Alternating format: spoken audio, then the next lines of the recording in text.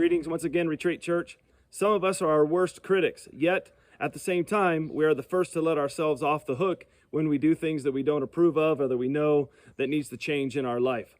So in order to kind of avoid this back and forth volley within our own heart and with our own mind, I think that we can step up to the challenge to gain victory over self-condemnation without giving ourselves permission to sin. In 1 John chapter 3, verses, I believe it is 19 through 21, we read this.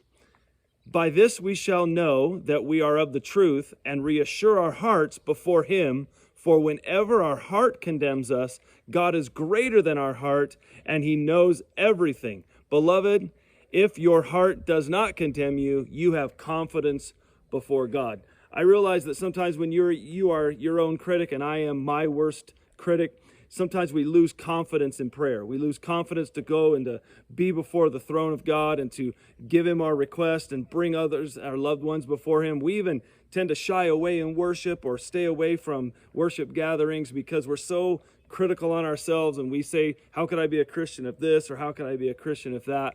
And we struggle with that self-condemnation. But in the same time, then we kind of self-indulge at the same time. We give up too quickly and we say, well, then I might as well just redefine my situation as maybe it's not sin. Maybe it's okay that I do this. Maybe I'll never be able to get better. Maybe I'll never get freedom from this. So we just kind of compromise. We over-rely and cheapen the grace of God.